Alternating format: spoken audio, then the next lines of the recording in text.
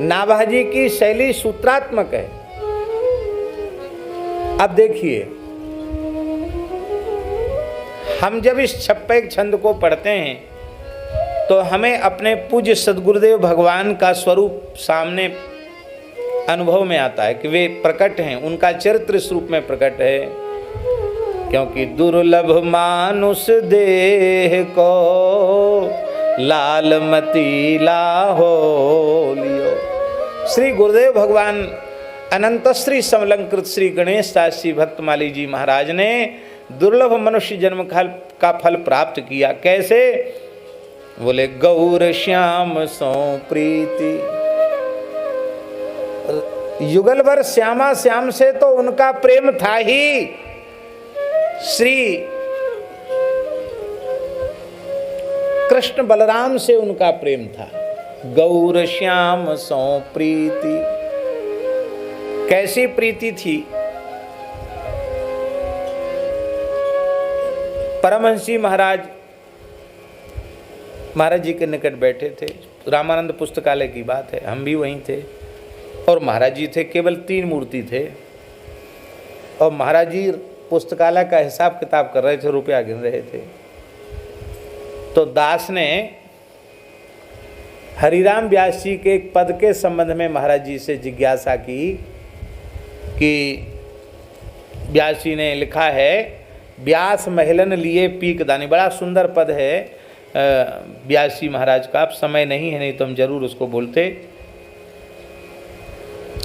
बहुत सुंदर पद है।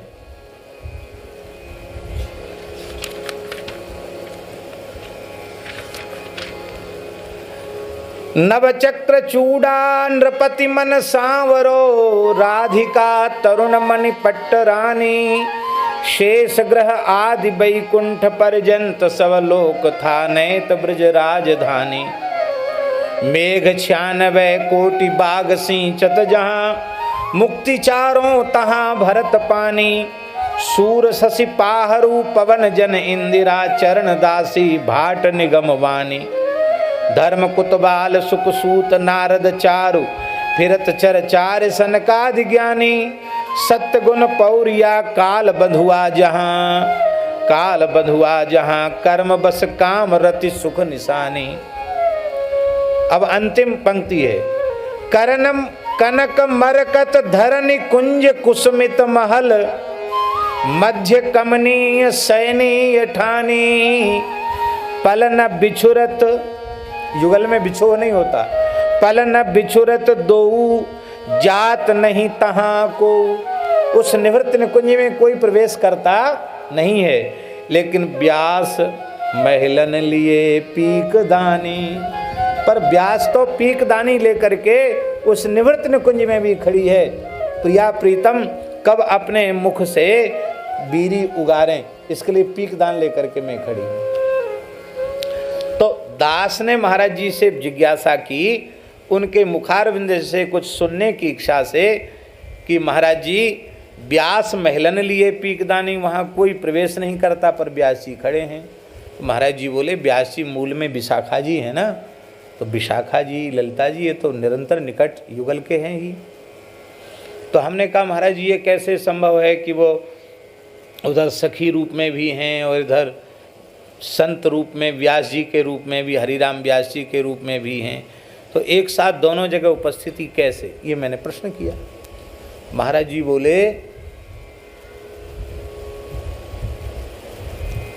सहसा बोले पंडित जी मैं इस समय क्या कर रहा हूँ? तो हमने हंसकर कहा, महाराज जी नोट गिन रहे हो आप। तत्काल भावाविष्ट हो गए और बोले, तुम्हारी दृष्टि में मैं यहाँ नोट गिन रहा हूँ, पर इसी समय श्री गिरिराज जी की तलहटी में कृष्ण बलदेव के साथ में गोचारण कर रहा हूँ। ये कहकर के महाराज जी विह्वल हो गए।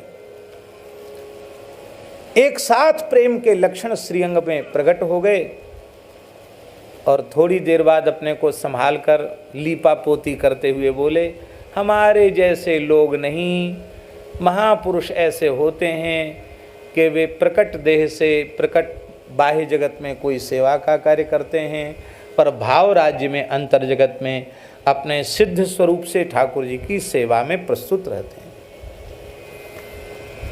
ये महाराज जी ने बाद में कहा। थोड़ी देर बाद परमहंस जी उठ के बाहर आए, हम भी पीछे पीछे। हमने कि महाराज जी, परमहंस जी से मैंने कहा महाराज जी ने क्या कहा? तो परमहंस जी भी एकदम भावुक हो गए। परमहंस जी को तो जानते ही हैं। परमहंस जी बोले, पहले तो महाराज जी ने सच्ची बात कह दी, पीछे से लीपा पोती कर दी। परमहंस जी बोले, महाराज जी की स्थिति वही है।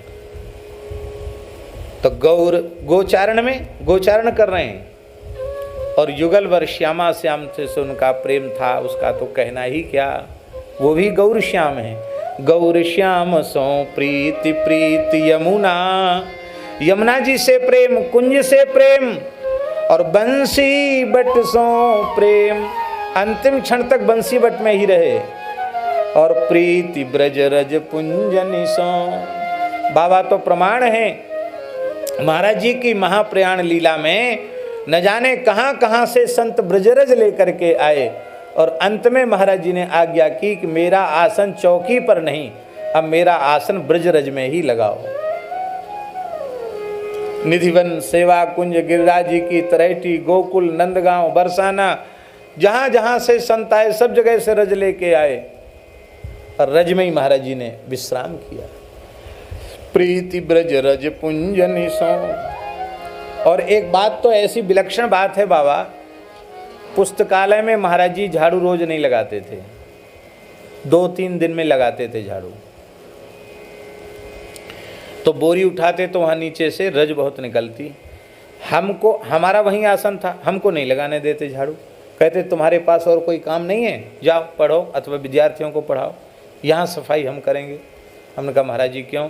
कहते हमारे कोई ज़रूरी कागज़ तुम झाड़ बुहार के बाहर फेंक दोगे, हमको परेशानी होगी, तुम्हारी सेवा से हमें परेशानी हो जाएगी, इसलिए ये काम हमको करने दो। तो हम देखते कि महाराज जी क्या करते हैं, बड़े प्रेम से झाड़ू लगाते, और जब रज इकट्ठी हो जाती तो मैंने अपनी आँखों से अनेकों बार देखा, उस रज को महाराज जी अपने मुख में रखते और अपने मस्तक से लगाते, छाती में लगाते, और फिर उसको भर के ऐसे सिर में लगा के तब फेंकने जाते। मैंने एक दिन महाराज जी को कहा, महाराज ये तो बड़ा भारी अपराध हो रहा है। क्यों? हमने कहा हम भी यहीं रहते हैं, और ये तो रास्ता है, यहाँ से लोग आते जाते रहते हैं। भक्तमाल पुस्तक खरीदने तमाम गृहस्थी भगत भी आते हैं, ग्राहक भी आते हैं, तो कितने गृहस्थों के पैर की धूल होती है, आप मुख में रखते हैं, मस्तक पे लगाते हैं, छाती से लगाते हैं, तो हम लोग भी यहीं से चलते आते जाते, तो बड़ा भारी अपराध हो रहा है। महाराज जी बोले अपराध क्या है, ब्रजरज है, साधु है, ब्राह्मण है, इनकी चरण रज है, ये तो तुम इतने भाव से नहीं करोगे, इसलिए तो हम ये सेवा करते हैं। फिर हमने कहा महाराज जी हम लोगों का भी तो है। अरे तो क्या है, साधु ब्राह्मण तो हो, वैष्णव तो हो। हमने कहा महाराज जी गृहस्थ लोग भी आते हैं। तो महाराज जी बोले हमारे दृष्टि में गृहस्थ विरक्त का भेद नहीं है, भक्तमाल पुस्तक जो खरीदने आया उसकी चरण रज भी मस्तक पर धारण करने के योग्य है, क्योंकि वो भक्तमाल पुस्तक लेना चाहता, भक्त चरित्र का आश्रय लेना चाहता है, ऐसा उनका प्रेम था। प्रीति ब्रज रज पुंजनि सो, और पुर मथुरा सो, गोकुल गुरु जन प्रीति। गोकुल में प्रीति, गायों में प्रेम, 66 के आंदोलन में सक्रिय भागीदारी, और फिर सूर्यश्याम गौशाला की स्थापना, और आज उन्हीं के सत्संकल्प से दास ऐसा अनुभव करता है, चाहे मलुक पीठ में हो या गिरिराज जी में हो या जड़खोर में हो, ओरछा में हो, जहाँ जहाँ गौ सेवा का विस्तार हो रहा है वह केवल और केवल श्री सद्गुरु भगवान का सत्संकल्प, उनका अनुग्रह, उनकी गोकुल प्रीति।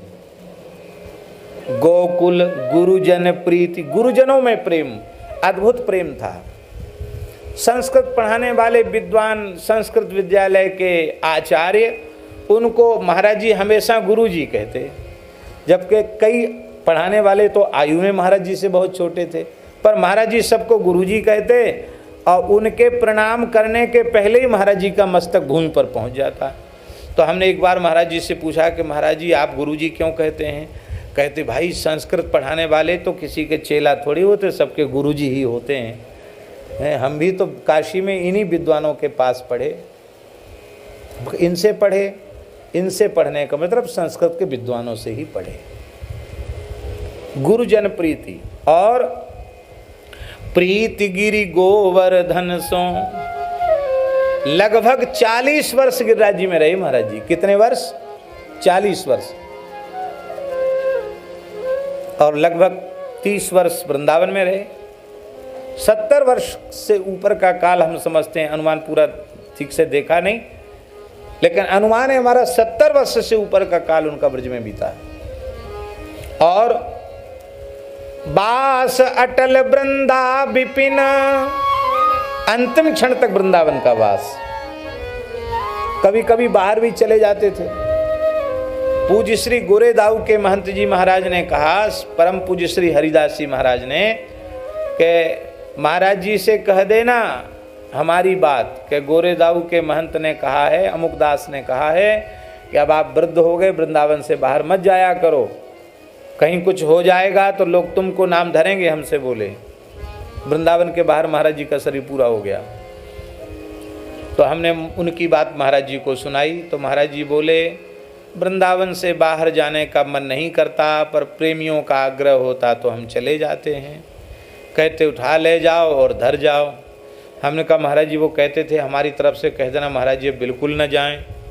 तो महाराज जी बोले, ले जाने वाले को प्रसन्नता हो रही है, जाने वाले को परेशानी नहीं है, तो आपको क्या तकलीफ़ है और महंत जी को क्या तकलीफ़ है? हमने कहा हमको तो कोई तकलीफ़ नहीं है। हमने कहा महाराज जी वो कह रहे थे कुछ हो जाएगा। क्या हो जाएगा? कुछ हाथ पांव टूट जाएगा, दुर्घटना घट जाएगी, मृत्यु हो जाएगी, इससे अधिक तो कुछ नहीं होगा। पंडित जी तुम्हें पता नहीं है, मैं एक पल भी वृंदावन से बाहर नहीं रहता हूं। क्या कहा महाराज जी ने? मैं एक पल भी वृंदावन से बाहर नहीं रहता हूं। रही शरीर छूटने की बात, तो जहां कहीं शरीर छूटेगा उसके पहले वहां वृंदावन प्रकट हो जाएगा। ऐसा कहकर महाराज जी भाव विह्वल हो गए। यह बात महाराज जी के धाम गमन से 7-8 महीने पहले की बात होगी। और उनकी निष्ठा के अनुरूप अंतिम क्षण तक वृंदावन का वास उनको मिला। हम लोग तो स्वास्थ्य में निरंतर सुधार को देखकर उनको हॉस्पिटल में ही रखना चाहते थे। बराना वाले महंत जी से कहा उनको बुलाओ, हम लेके गए।